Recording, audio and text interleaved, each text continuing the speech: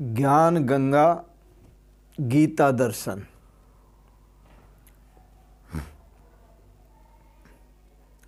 पूर्व प्रसंग में आप श्रवण कर रहे थे, अर्जुन के दोनों हाथ लड्डू हैं।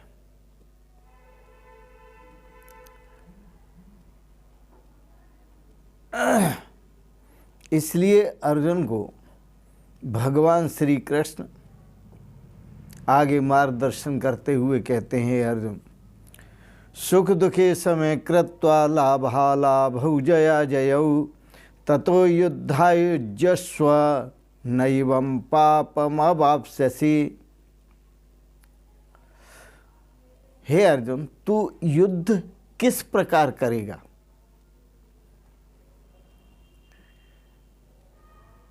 युद्ध कर, लेकिन सुख दुख को समान मानकर, लाभ और हानि को समान समझकर, जय और पराजय को समान समझकर। ततो युद्धायुज्यस्व, यदि तू इनमें समान भाव रख कर के युद्ध करेगा तो न एवं पापम अवाप्स्यसि, इस प्रकार युद्ध करने पर तू पाप को प्राप्त नहीं होगा। बड़ा सुंदर है।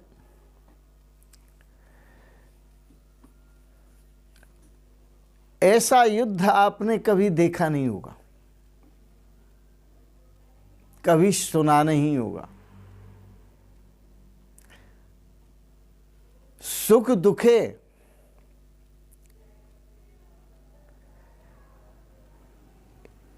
इस युद्ध में सुख प्राप्त होगा और दुख भी प्राप्त होगा, लेकिन दुख में देवत्व है और सुख में प्रभुत्व है। यदि दुख मिला तो देवत्व को प्राप्त होगा और सुख मिला तो प्रभु को प्राप्त होगा। लाभा अलाभौ, लाभ और हानि, यदि हानि हुई तो देवत्व को प्राप्त होगा और लाभ हुआ तो ब्रह्मत्व को प्राप्त होगा, ब्रह्म तत्व को प्राप्त होगा। जया जयौ, और यदि विजय प्राप्त हुई, विजय प्राप्त हुई तो ब्रह्म तत्व को प्राप्त होगा और यदि पराजय प्राप्त हुई तो देवत्व को प्राप्त होगा। ततो युद्धायुज्यस्व नैवं पापम अवाप्स्यसि।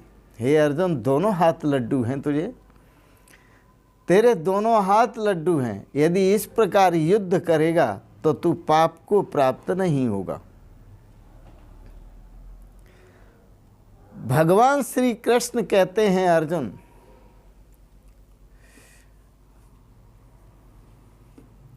मेरा ये जितने भी हैं कौरव, सब तुझे अपने लग रहे हैं और जो मैं स्थिति बता रहा हूं ये समान समझ करके युद्ध करेगा तो तुझे इनको मारने का पाप नहीं लगेगा।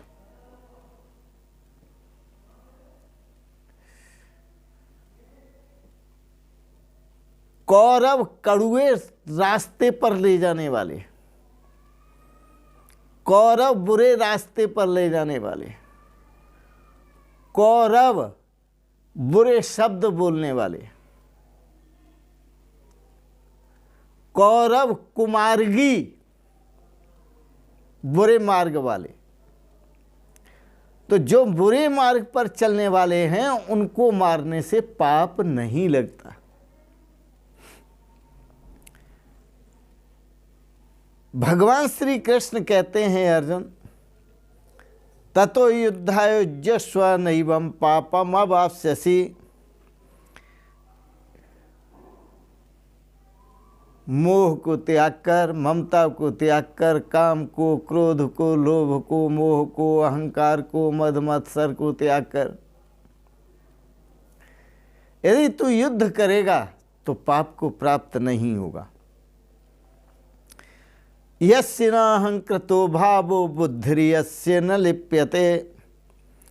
भगवान श्री कृष्ण ने इसी गीता दर्शन में कहा, यस्य नाहं कृतो भावो, आप कोई सत्कर्म कर रहे हैं, अच्छा कर्म कर रहे हैं, उसमें यदि करने का आपको अहंकार नहीं है, जिसका भी अहंकार नहीं है, जिसको अहंकार नहीं आता, बुद्धिर्यस्य न लिप्यते, जिसकी बुद्धि उसमें लिपायमान नहीं होती, मतलब उसके फल की इच्छा नहीं रखती,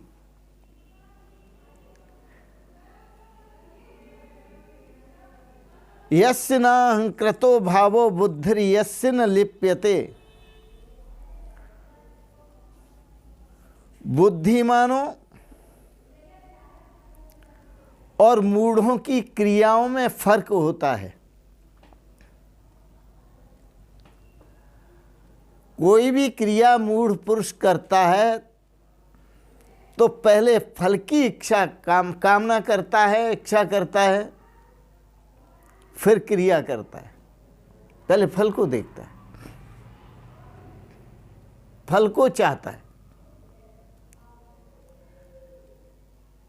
और जो बुद्धिमान है वो फल की इच्छा नहीं रखता, बल्कि विचारों में ही दोनों के अंतर होता है। मूढ़ पुरुष के विचारों में और बुद्धिमान पुरुष के विचारों में, दोनों के विचारों में अंतर होता है।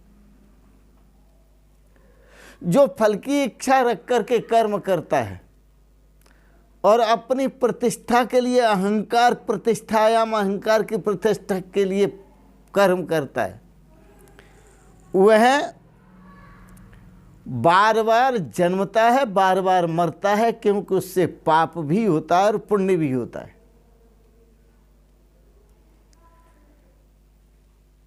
लेकिन जो अपने स्वरूपस्थ होकर कर्म करता है,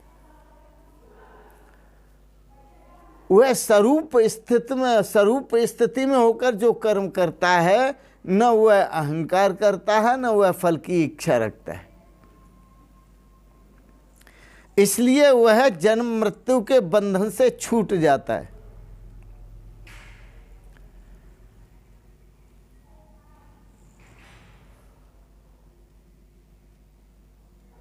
बंधन कारक जितने कर्म हैं वो सब त्याज्य हैं।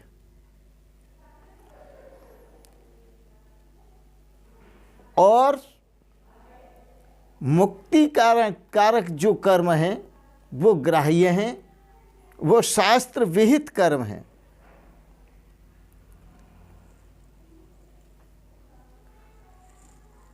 इसलिए उस ब्रह्म चिंतन में अपने मन को, अपनी बुद्धि को लगाओ।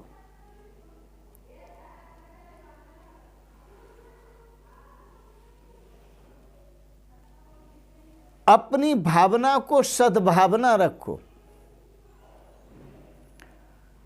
झुका दे सर उसी को जो तेरे सामने आए। अगर सजदा ही करना है तो प्रभु सब में रहते हैं, सबके अंदर रहते हैं। इसलिए समदृष्टि करो। भगवान श्री कृष्ण सुख दुख को सम करने के लिए कहते हैं, सुख दुखे समय कृत्वा लाभा लाभु जया जय। इनको समान समझो। यह जो द्वंद्व आत्मक जगत है, यह सब परमात्मा का ही स्वरूप है। सब द्वंद्व आत्म स्वरूप ही है, परमात्मा स्वरूप ही है। इसलिए अर्जुन, सिद्धि में असिद्धि में, जय में पराजय में, तुम आत्म तत्व में नित्य स्थित रहो। समत्वम योग युच्यते। इस समता को ही योग कहते हैं। जो समत्व की अवस्था है उसी को योग कहते हैं। दुख आए जी वाह वाह, सुख आए जी वाह वाह। न तो दुख हमेशा रहता है, न सुख हमेशा रहता है। दुख आता है चला जाता है, सुख आता है चला जाता है। भगवान श्री कृष्ण कहते हैं सुख दुख द्वंद्वों से ऊपर उठो और परमात्म दर्शन करो। दुख कोई बुरा नहीं है, अच्छा है।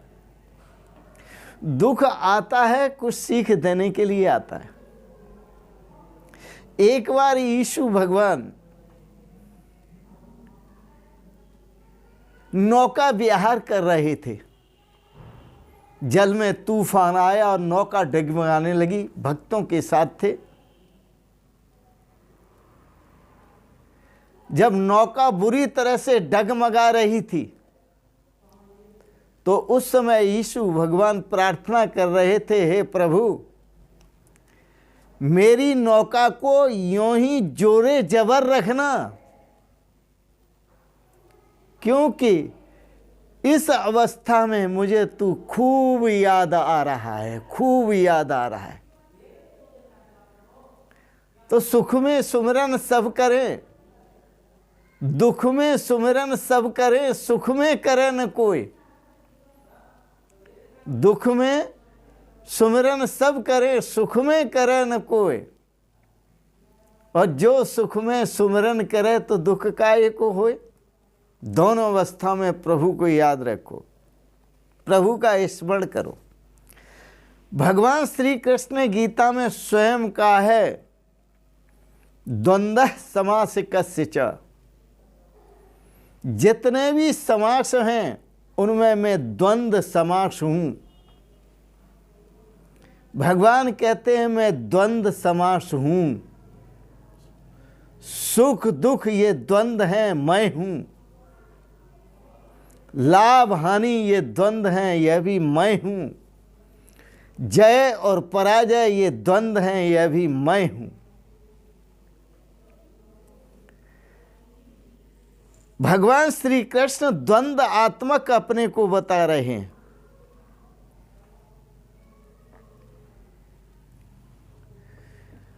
अहम और मम जब तक जीवित रहता है, अहमता और ममता, तो अहमता और ममता जब तक रहती है तब तक पाप भी होता है, पुण्य भी होता है, और अच्छी बुरी योनियों में जाना और आना भी होता है। इसलिए जन्म मृत्यु से मुक्त होना है, शुभ अशुभ योनियों से मुक्त होना है। जन्म मृत्यु से मुक्त होना है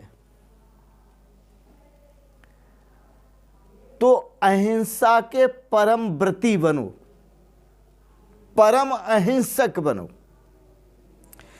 परम अहिंसक का अर्थ समझना कि युद्ध से पलायन नहीं होना है, युद्ध तो करना है,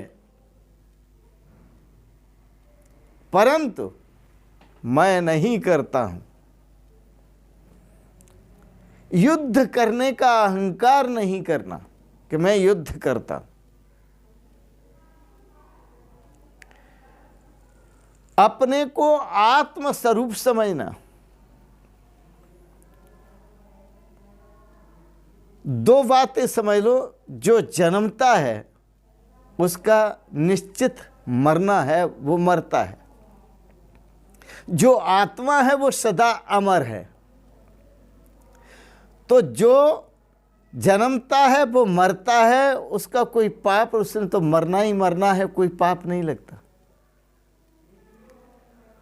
और जो अजन्मा आत्मा है, जो अमर है, नित्य है, शाश्वत है, उसको कोई मार नहीं सकता। तो मरण धर्मा तो मरण धर्मा है ही, उसका भी कोई पाप नहीं है।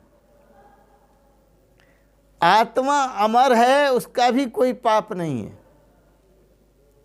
पाप अहमता और ममता में होता है, अहंकार में। पाप होता है अपने स्वरूप को न जानने में। पाप होता है अपने आत्म स्वरूप को न पहचानने में, पाप होता है सार्वभौम ब्रह्म तत्व को न जानने में। पाप तब तक होता है जब तक ब्रह्म दृष्टि नहीं होती, आत्म दृष्टि नहीं होती। जब आत्म दृष्टि हो जाती है तो पाप होता ही नहीं है। आगे भगवान श्री कृष्ण कहते हैं, इसलिए अर्जुन तू युद्ध कर, युद्ध। ऐसा ते विता सांख्ये बुद्धिर्योगे त्वमां शृणु बुद्ध्या युक्तो या पार्थ कर्म बंधम प्रहास्यसि। हे अर्जुन, ऐसा ते अभिता सांख्ये, यह मैंने तेरे लिए सांख्य बुद्धि कही है। यह मैंने तेरे लिए सांख्य बुद्धि कही है और निष्काम बुद्धि योग का आगे तुझे मार्गदर्शन करूँगा। आज इतना ही। आपने बड़े प्रेम और श्रद्धा से गीता दर्शन को श्रवण किया, इसके लिए बहुत बहुत अनुग्रहित हैं। और एक बात जरूर कहेंगे, ओम सर्वे भवन्तु सुखिनः, सर्वे सन्तु निरामया, सर्वे भद्राणि पश्यन्तु, माँ कश्चित् दुख भाग भवेत्। ओम शांति शांति शांति। ओम। आपको गीता दर्शन का दार्शनिक प्रवचन अच्छा लगा, इसे सब्सक्राइब करें, लाइक करें और शेयर करें। अंत में आप सबके प्रति मंगलमयी अनंत शुभकामनाएं करते हुए आप सबको सादर प्रणाम। ओम शांति शांति शांति।